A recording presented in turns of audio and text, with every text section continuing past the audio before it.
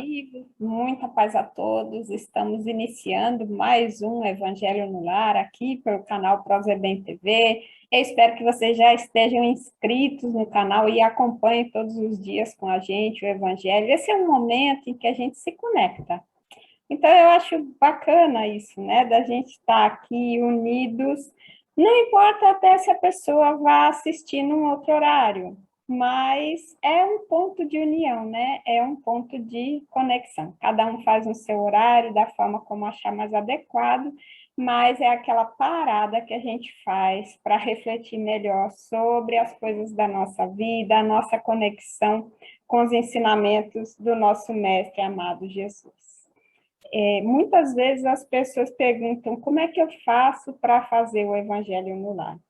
Bom, a melhor forma de fazer é começar como a gente vai começar agora com a nossa prece, né? Vamos nos colocar, então, gente, numa posição confortável. Vamos fechar os nossos olhos para a nossa melhor concentração. Vamos perceber ao nosso redor o silêncio fora e o silêncio dentro. E através desse silêncio, a nossa conexão com a espiritualidade maior, com os nossos espíritos protetores, com os nossos espíritos amigos. Nesse momento, nós nos dirigimos a eles. Espíritos amigos que cuidam de nós, que velam por nós, que nos auxiliam na nossa passagem temporária pela Terra, buscando mais entendimento, mais melhoria para o nosso estado espiritual. Nós agradecemos por tudo que recebemos, pela orientação, nós agradecemos também pelas provas que se colocam à nossa frente, pelas oportunidades de aprendizado. Nós agradecemos pelos males físicos, são formas da gente valorizar a nossa vida. Nós agradecemos por tudo que nos acontece, porque dessa forma nós sabemos que estamos mais conectados com o nosso Pai nesse caminho para o nosso crescimento, para que um dia nós possamos nos tornarmos realmente espíritos felizes. Enquanto isso, vamos aqui na felicidade de estarmos juntos e estarmos caminhando juntos, né, não, meus amigos? Então, como eu estava dizendo, muitas pessoas às vezes perguntam, como é que eu faço para fazer o Evangelho no Lar, em casa? É muito simples, né? A gente tanto pode fazer nesse momento, no canal aqui, junto com o vídeo e tudo, mas a gente pode também ter aquele momento em que a família se reúne, ou alguns membros da família, nem sempre todo mundo quer participar, né? Ou, às vezes vem alguém de fora para estar junto. Eu conheço gente que faz pelo aplicativo mesmo, de reunião, porque alguém muito querido mora longe, mas quer estar junto naquele momento de prece. E é muito simples, gente. É a prece, uma leitura que pode ser do Evangelho ou de uma outra obra, de preferência uma obra complementar da doutrina, né? Joana de Ângeles, André Luiz, Emmanuel, enfim, tem muitos autores muito bacanas, né? Psicografados através de Chico, de Divaldo, e que dá para a gente aproveitar nesse momento de reflexão. Uma leitura curta e uma conversa em torno daquela leitura. Inclusive, a gente pode trazer coisas do nosso dia a dia para ajudar, né? Para colocar dentro de uma perspectiva que a gente possa depois, e aí é o mais importante, possa depois aplicar na prática. Porque o Evangelho ele tem que ser lido, mas ele tem que ser principalmente sentido e levado para a prática. Se a gente consegue introjetar no nosso coração e usar naqueles momentos difíceis, não importa quantas pessoas participaram, se a gente colocou água para fluidificar ou não, se, sei lá, foi na sala, foi no quarto, o local onde foi, o mais importante é que dentro do nosso coração o Evangelho vai começar a fazer morada, né? E o Evangelho é isso, gente, é a boa nova, são as lições do Cristo na nossa vida. Então, vamos para a nossa leitura inicial. Eu sorteei aleatoriamente, agora há pouco, abri o meu Evangelho segundo o Espiritismo, que foi o Evangelho da minha mãe, deixa eu mostrar aqui para vocês. foi o evangelho da minha mãe, quando ela desencarnou, foi o objeto que eu pedi para mim. Cada pessoa da família ficou com um objeto, eu pedi esse para que eu tivesse uma lembrança dela, nesse momento em que ela fazia também a leitura e o estudo do evangelho. Então, eu sorteei aqui o capítulo 12, Amai os vossos inimigos, o item 9. É um item que traz uma instrução dos espíritos, nesse caso do espírito Júlio Olivier, que deu essa instrução em Paris, em 1862, e ele vai falar sobre a vingança. O capítulo é Amai os vossos inimigos, né? Então, ele vai justamente falar sobre a vingança. Vamos fazer a leitura aqui. A vingança é um dos últimos resíduos dos costumes bárbaros que tendem a desaparecer dentre os homens. Ela é, como o duelo, um dos derradeiros vestígios daqueles costumes selvagens em que se debatia a humanidade no começo da era cristã. Por isso, a vingança é um índice seguro do atraso dos homens que a ela se entregam e dos espíritos que ainda podem inspirá-las. Então, veja que é interessante, né, que ele situa a vingança como um sinal de atraso, tanto da pessoa que quer se vingar, como da pessoa que inspira a vingança. Interessante isso, né? Porque se a gente consegue passar pela vida sem ofender ninguém, também passar de uma forma tranquila, a gente vai despertar menos esse sentimento da vingança. E, de outra forma, também a gente pode pensar, né? Se a humanidade como um todo, ela avança, então ela vai começar a lançar um olhar de maior compreensão para a pessoa que está ao lado e não vai querer se vingar, vai preferir o perdão, uma vez que a gente vai, aos pouquinhos, gente, no nosso progresso, a gente vai assimilando o fato de que o perdão libera a outra pessoa, mas principalmente ele libera a nós mesmos. Enquanto que não perdoar nos prende àquela pessoa. Não é incrível como a gente passa tanto tempo do nosso dia pensando nas pessoas que eventualmente nos ofenderam e tão pouco pensando nas pessoas que nos fazem bem, que nos fazem felizes, que são bacanas na nossa vida, de quem a gente sente saudade quando lembra. Às vezes passa por um problema, passa o dia todinho pensando naquele problema. Quer dizer, estamos entregando o nosso tempo, consumindo o nosso tempo num sentimento de angústia, num sentimento de mágoa, né? Remoendo essas situações ruins.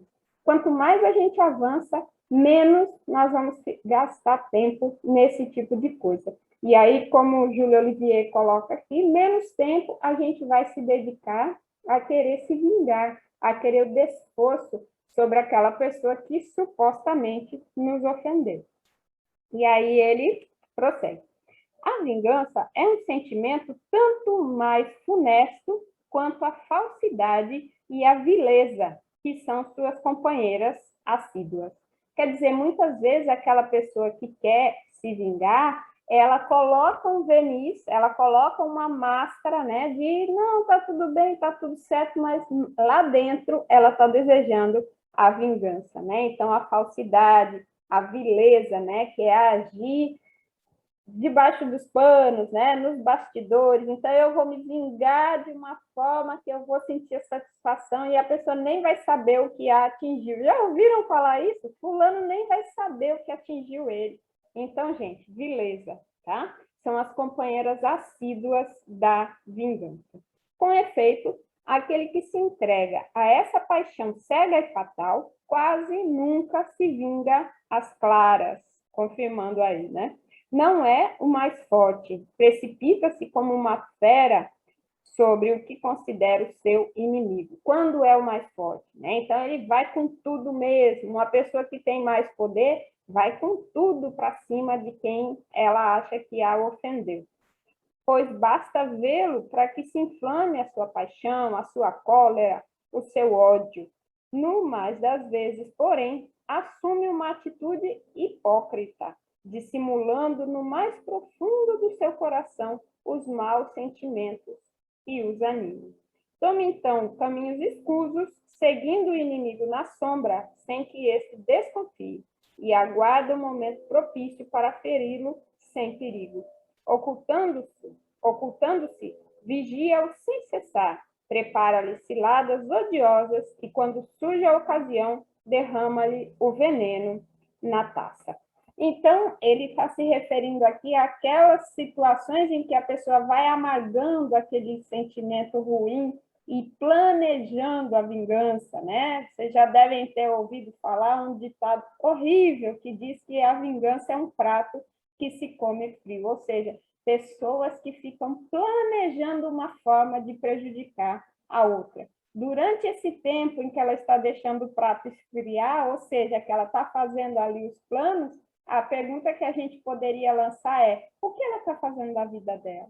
O que ela está fazendo para crescer, para aprender, para conquistar paz de espírito, para conquistar serenidade na consciência dela, para construir coisas boas, as quais ela possa depois olhar para trás e se sentir satisfeita de ter contribuído de alguma forma para o crescimento e bem-estar da humanidade. Mas não, a pessoa prefere passar esse tempo planejando, né, a vingança. Para quê? E depois, a pergunta, né? Depois que ela se vinga, qual vai ser o próximo objetivo da vida dela? Perde a perspectiva, muitas vezes cai em situações, inclusive depressivas.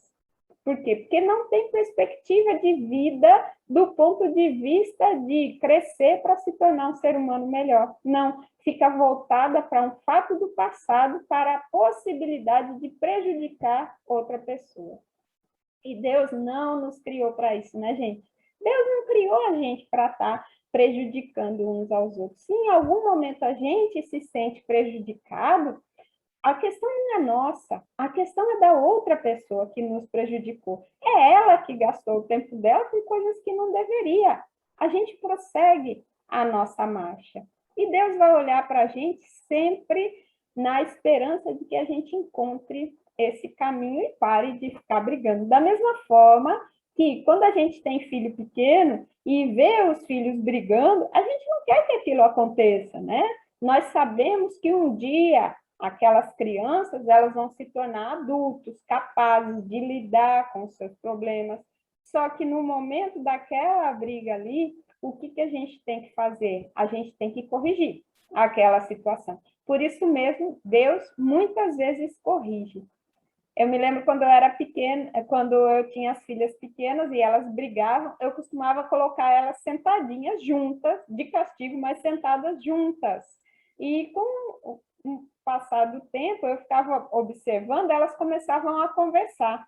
Não, você não devia ter feito isso. Não, mas você também, não sei o quê. Olha, melhor a gente pedir desculpa, senão nós não vamos sair daqui, tá bom? Mamãe, já estamos de bem, já pedimos desculpa. Aí eu ia lá e tirava do castigo. Gente, Deus faz isso com a gente. Ele coloca a gente numa mesma família para que a gente se compreenda, para que a gente supere as nossas diferenças até um liberar o outro.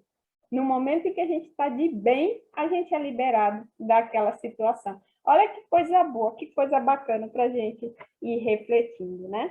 E quando ele fala da pessoa que trabalha na surdina, né, esperando o melhor momento para o desforço, para a vingança, a gente poderia também lembrar daqueles irmãos que, uma vez desencarnados, eles não conseguem se livrar daquela pessoa que lhe fez mal em algum momento de sua vida.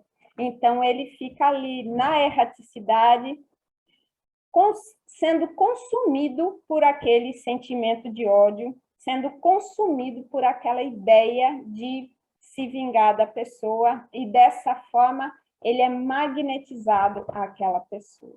Pelo pensamento, ele vai encontrar essa pessoa onde ela estiver e vai acabar se conectando a ela. E vai começar a transmitir aquele sentimento ruim, aqueles fluidos doentios para aquela pessoa que é o alvo do seu ódio.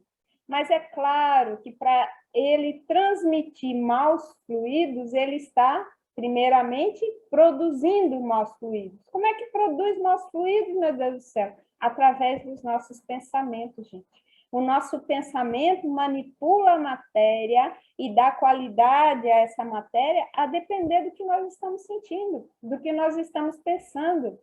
E é por isso que, muitas vezes, quando a gente ora por alguém, quando a gente deseja o bem de alguém, nós estamos enviando fluidos salutares para essa pessoa. Enquanto que, se a gente, mesmo calado, a gente pensa mal de alguém, a gente lança uma ideia venenosa a respeito da pessoa. Olha como nós já sabemos, né? Olha, você está sendo venenosa. O que significa isso? É na prática, gente. Eu estou pensando alguma coisa negativa, eu estou criando formas de pensamento e eu estou enviando essas formas de pensamento para a pessoa. Mas aí vamos ver a fonte. Na hora em que eu penso uma coisa negativa, eu estou contaminando a fonte, que sou eu mesma. Então, para sujar alguém com fluidos deletérios, o obsessor, antes de mais nada, ele se suja, porque ele é a fonte daquilo tudo. Então, é um processo que não leva ninguém a lugar nenhum, né? É prejudicado aquele que não perdoa e resolve se conectar com seu desafeto do passado, é prejudicado aquele que é o alvo da vingança também. A não ser que ocorra a seguinte situação. Aquela pessoa que é o alvo da vingança, ele tem um desejo sincero de não prejudicar mais ninguém e ele trabalhe para isso. No momento em que ele começa a trabalhar para mudar de atitude, se renovar, ter posturas mais construtivas diante da vida e das outras pessoas, o que vai acontecer? Ele sai do padrão daquele que está tentando prejudicá-lo. Ou seja, se eu agora olhar para esses fluidos não do ponto de vista material, mas sim do ponto de vista ondulatório, pessoal, e essa é uma dualidade que André Luiz nos traz, né? O pensamento, ele pode ser onda e ele pode ser matéria também, e é por isso que eu falo de frequência, né, vibratória, no momento em que a pessoa se dispõe a melhorar a sua atitude diante da vida, ela passa para uma frequência vibratória superior. E aí o que acontece? A mesma coisa que acontece quando a gente muda a sintonia do rádio, muda o canal do Netflix, a gente não vai mais sintonizar com aquele que quer nos prejudicar. A gente vai começar também a conquistar amizades espirituais ou amizades na Terra mesmo, que vão começar a trabalhar no sentido de trazer coisas boas para a nossa vida. Não estou falando de coisas boas do ponto de vista material, tá? Não estou dizendo que quem faz o bem atrai a riqueza, quem faz o bem atrai o bem-estar imediato, mas são tesouros para o nosso futuro. São coisas boas que o nosso espírito está ali acumulando. E com o passar do tempo, não estou dizendo que o processo é instantâneo, com o passar do tempo, a gente pode, inclusive afetar aquele vingador, aquele obsessor que quer nos prejudicar, para que ele também comece a ver outras coisas na vida. Ele não está ali querendo fazer companhia para a gente? Vamos levar ele para o centro espírita. Vamos fazer o evangelho no lar e convidá-lo para participar na nossa casa. A gente fala, credo, vou convidar o obsessor para participar. Gente, é um amigo espiritual, muito embora ele não se considere ainda nosso amigo. E através da nossa atitude, da nossa postura mental, principalmente, né? Não fazer as coisas, eu vou fazer aqui, ó, só para me livrar do obsessor, vou, né? Como se fosse assim, entregar uma oferenda para se livrar do obsessor. Não, a oferenda maior está aqui, na nossa cabeça. É a nossa mudança sincera de atitude e principalmente a mudança de pensamento. Aí, em alguns casos, a gente tem um caso muito bacana, por exemplo, no livro Sexo e Destino, de André Luiz, em que o obsessor ele acaba se tornando protetor daquela família. Mais tarde a gente vai fazer o estudo desse livro e a gente vai contar essa história direitinho. Mas é possível, sim, através das nossas mudanças, conquistar aquela pessoa olhar e falar assim, ok, ele mudou, é outra pessoa, e eu também vou me tornar outra pessoa. a ajuda sempre vem quando a gente se dispõe nesse sentido. Ou, se o obsessor, por acaso, ele não quiser mudar, ele vai desistir. Ele vai desistir por quê? Porque ele vai ficar insistindo que a gente alimente maus pensamentos, nós não vamos aceitar, e ele vai simplesmente se afastar e buscar outros caminhos para a vida dele. Vai se cansar da gente, como Kardec costuma dizer, tá certo? Então, só finalizando aqui o pensamento de Júlio Olivier, ele vai dizer que por trás de, portanto, para trás, portanto, né, ou seja, deixa para lá esse costume selvagem, esse costume da vingança, né, ele fala que é um costume selvagem. Para trás, com esses hábitos de outros tempos, todo espírita que pretendesse ter, ainda hoje, o direito de vingar-se, seria indigno de figurar por mais tempo na falange que tomou por divisa o lema fora da caridade não há salvação. Então, nós, como espíritas, somos os primeiros a ter esse compromisso de perdoar, não buscar vingança, não acumular mágoas em relação a quem quer que seja. Mas não me deterei em semelhante ideia de que um membro da grande família espírita possa jamais ceder ao impulso da vingança, mas, pelo contrário, ao do perdão. Essa proposta, minha gente, às vezes tem um resquício ainda de selvageria na gente e a gente fica guardando aquela magoazinha, mas a proposta de hoje é a seguinte: vamos avaliar, será que nós estamos ressentidos com alguém hoje? Se estamos, vamos de cara, imediatamente, nesse instante, perdoar essa pessoa, para que Deus possa ser mais pleno dentro de nós, para que ele possa ocupar esse espaço que nós estamos esvaziando agora, estamos liberando quando a gente tira o ressentimento do nosso coração. Essa é a proposta, e eu espero que, como eu, vocês tenham aproveitado a lição. Nós não somos perfeitos, nós não chegamos ao estágio de espírito puro ainda, mas nós estamos buscando. A proposta de Kardec é que hoje nós estejamos melhores do que ontem e amanhã, através do nosso trabalho, através do nosso esforço, nós conseguimos dar um passo além e sermos melhores do que hoje. Vamos fazer a nossa prece em agradecimento, em louvor ao nosso Pai Maior? Fechando os nossos olhos. Deus, nosso Pai, nesse momento nós encerramos o estudo do Evangelho, mas não encerramos o trabalho e esforço de te alcançar na nossa maior plenitude, de sermos perfeitos e buscar essa perfeição, mesmo sabendo que não vai igualar a sua, mas o melhor que nós pudermos ser. Auxilia-nos, Pai. Auxilia-nos nos fortalecendo nas batalhas do dia a dia. Auxilia-nos nos relembrando nos momentos difíceis do compromisso que nós estamos assumindo agora. O compromisso de sempre perdoar, o compromisso de não envenenar o nosso coração e o compromisso de jamais desejar a discórdia e jamais desejar a vingança em relação ao nosso semelhante. Nós queremos a paz, nós vivemos pela paz e nós trabalhamos pela paz, hoje e sempre, que assim seja. É isso aí, meus amigos. Um forte abraço para vocês e até o próximo Evangelho no Lar.